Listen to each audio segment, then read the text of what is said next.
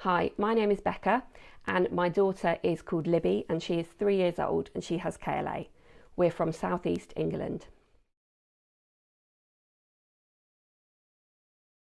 Libby's KLA journey started in June 2021 when she was 14 months old.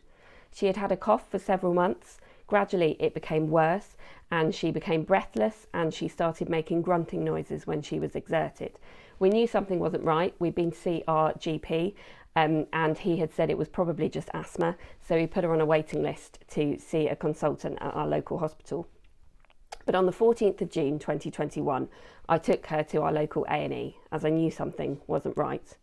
We were kept in overnight, told she had pneumonia, but 24 hours later, she was urgently transferred to the Evelina Children's Hospital in London for a pericardial drain. To cut a very long story short, there were complications that night and the next morning she suffered a cardiac arrest and was put on ECMO life support. She remained on ECMO for 6 days and she suffered a stroke while she was on ECMO. She was desperately unwell, fighting for her life in the paediatric intensive care unit. The first few days she was at the Evelina, they drained 2.5 litres of lymphatic fluid from her body. She had been drowning internally. Fluid had entered her lungs and around her heart, and it was dripping into her stomach as well. She was initially diagnosed with GLA, and then genetic testing confirmed that she had KLA a few weeks later. This time she was kept alive by various machines and lots of medication, including ECMO. It was a bit of a guessing game because the doctors at the Evelina were not specialists in this field at all. In fact, they'd never even heard of KLA and knew very little about complex lymphatic anomalies. They were very much guided by doctors in America, in Philadelphia and Atlanta in particular, so we're told. I believe they conversed via email and video call. We owe them so much for helping diagnose Libby before she was genetically tested and to see what was going on there.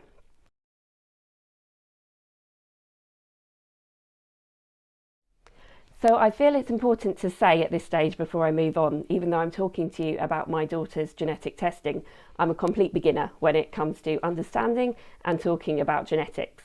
I won't attempt to talk about things that I don't understand very well.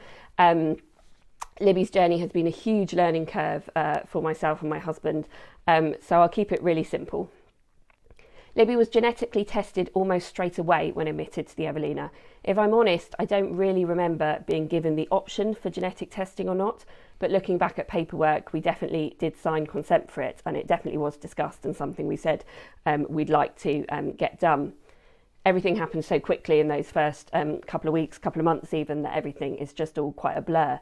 Libby's chest had already been opened up quite a few times in those early days for various things. They stitched off lymphatic vessels around her heart and drained fluid and things like that. So it was during that time when she was in one of those surgeries that they took the tissue for the genetic testing.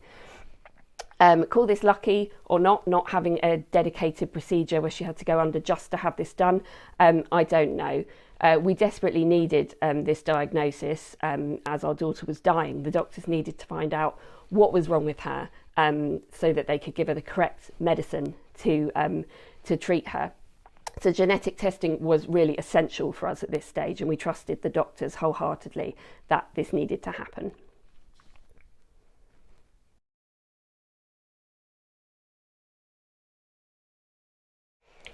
So Libby has the NRAS gene mutation. She was initially put on sirolimus as well as a few rounds of vincristine chemotherapy. Her doctors were pleased with how the sirolimus was keeping things under control, even though it wasn't a specifically targeted therapy for her particular genetic pathway, but a similar pathway closely related to the NRAS gene. We were delighted though in April of this year that she was offered trametinib. This is a more specific targeted therapy for the NRAS gene mutation, and we understand that her doctors have wanted her to have it for quite some time. So obviously we said yes to her going on trametinib, and she's been on it since April.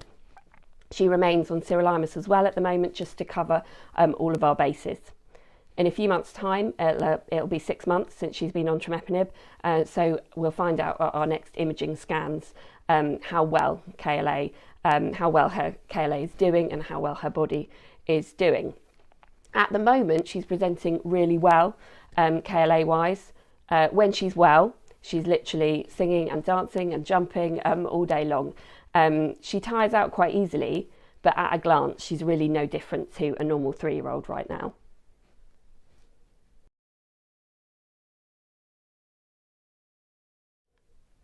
So I know Libby's situation for genetic testing was different, as she was already in an induced coma and in intensive care, already having lots of surgeries.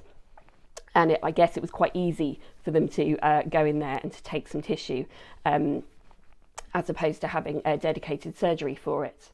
But without this test and without this medication that she's been offered since, she probably wouldn't be here today.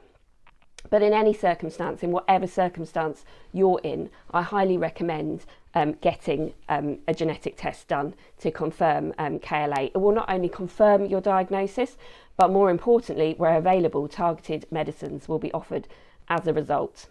I'm aware it does come with risks. It might sound scary, but experts who work with the LGDA are here to help you and your doctors. They're here to help your doctors and give advice where needed. I do wish that the doctors at the Evelina knew about the LGDA at the time. Then it might not have been so complicated to get some kind of idea of what was going on with her.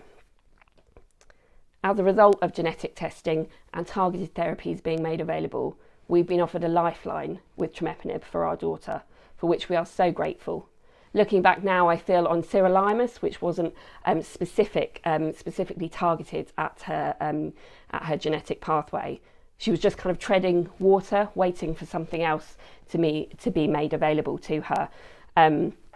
So I'm sorry, I feel like we're leaving you on a bit of a cliffhanger here, in that our story isn't complete yet. We haven't got an end result. We're still waiting, but we are so hopeful that because of this targeted therapy, Libby's future will be really bright.